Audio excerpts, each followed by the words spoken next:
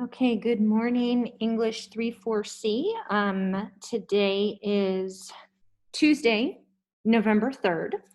I am going to be spending some of this time during our live Zoom session that is being recorded, um, talking about the updated late work policy and going over time management. I will be showing you the Google form that is needed now for late work submissions.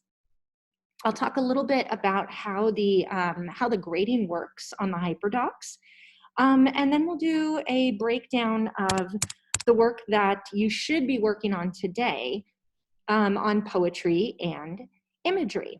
So if you are joining us live, I appreciate the time that you are taking to make sure that your grade is where you want it to be.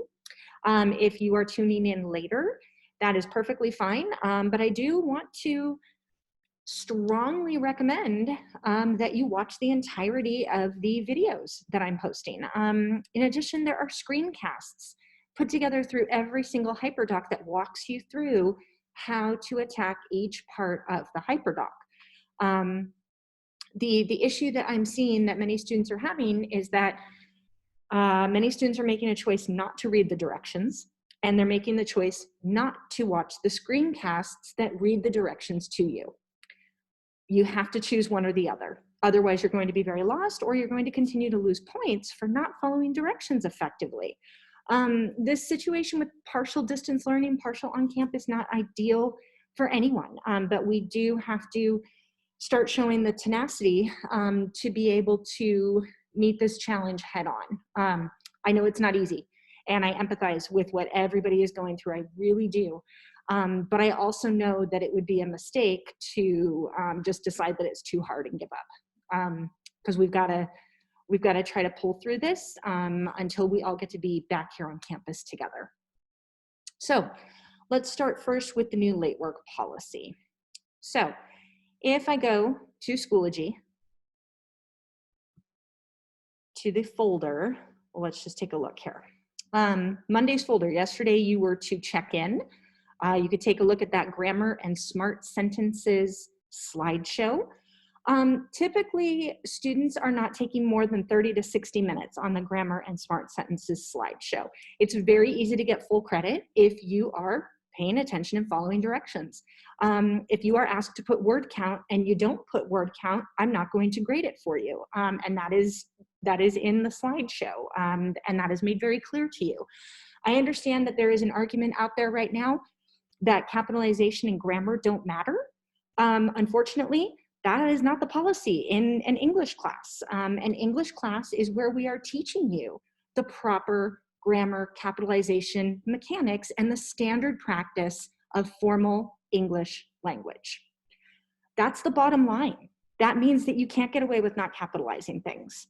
It's not a text message. I wouldn't be talking about this if I hadn't seen so many student work samples where students are just forgetting the rules of the English language. And it might be fine in a text message, it might be fine in informal conversation, but this class is about the formal use of the English language. So no exceptions from this point forward. We've got to make sure that we are following the conventions of the English language, especially on our grammar and smart sentences slides. Those slides are a chance for you to practice and keep those skills up, because these things are important. So that is one of the tasks for the week. Again, 30 to 60 minutes. I would say knock that out on Monday, or wait and have that be the last thing you do on Friday, because what is going to take the bulk of the time is the outline HyperDoc. And I will come back to that in just a couple of minutes. Let's talk about what I posted today. Today you should have checked in. This will show up just about every day now. Strongly recommended for all students, especially those with failing grades. Students that are failing are, by and large, not doing the work or waiting until Friday to get started on what is about 10 hours of work for the week, when everything is due Friday night. I'm getting a lot of late work submissions, and because of that, it is very difficult for me to know when things are submitted late. I do not get a notification when things are submitted late. So what I am requiring not only is that students let me know But in order to prevent all of the excess emails coming to my email inbox, I am going to have you use this Google form instead. So anytime you turn in something late, it must be accompanied by this Google form with no exceptions. Otherwise, I'm not able to grade it because the amount of late work coming in is quite excessive at this point. I also want to remind you that those of you who have been turning in late work, it is inappropriate to email your teacher asking them when they're going to grade your late work, My time grading yesterday was spent grading all of the work that came in on time.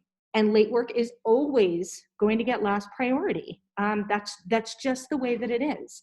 I am going to prioritize the students that get things in by the deadline. I understand that there are extenuating circumstances, and I am happy to grade it if you communicate with me, but I am not happy to receive so many emails demanding that late work be graded immediately. It's unacceptable. So let's make sure that we're not doing that. So late work submissions for Ms. Nylund-Lieb's class. You click on that link, and it'll take you to a Google form. This form must be used for any late assignments submitted after the deadline. Any work submitted after the due date without this form will not be graded and will count as a 0 in the gradebook. So I'm asking you to enter your first and last name as it appears on the class roster. Enter your @GUHSD email. And here is where I want you to continue practice composing those appropriate emails requesting to turn in your late assignments. You may review week one's boot camp assignment emailing in a professional environment to review how to do this. But this here should say something to the effect of, "Dear Ms. Nylund-Lieb, I hope you are having a wonderful day." Or, "I'm sorry to trouble you, but I do have some late work that I would really appreciate the option to turn in late." You list those assignments for me and you say sincerely and your name. Please fill out the name of the assignment for which you are submitting late work. And then you have to take a screenshot of your late work and upload it here. There's a drop-down menu, for which week you are submitting the late work, and then you click submit. I will then be able to pull up a spreadsheet of this to see all of the students who have turned in late work. Now, I am extending a deadline until Monday, next Monday, 1 week from yesterday, at 5 p.m. for you to turn in anything from weeks 1 through 4. That doesn't mean there will not be a penalty, but it will mean that you won't have to take a 0 on it. There are a few students out there who have not turned in any work since week 1. So this is your opportunity to turn in the late work and get points for it. After next Monday at 5 p.m., I will no longer accept weeks 1 through 4 work. So make this a priority and make sure that any work that you submit comes in with this late work form. So that is my updated policy. This is to prevent any students coming back at week 8 fully panicked about their grades saying, "Hey, can I make everything up from the last 8 weeks?" It's not going to be an option. So make sure that you are taking this seriously. Make sure you're staying on top of your grade. This class is a graduation from high school requirement. So it's really important that we take the time every day of the school week to devote our time to our English class. I would say 2 hours minimum every day. That is about what you would be doing if we were here on campus full time. You would be in class with me for about an hour, and then you'd be looking at homework at night. So that's what we're doing here. So you'll notice for the rest of the week, there will be check-ins and there will be Zoom meetings for the rest of this week. Now, what I would like to do here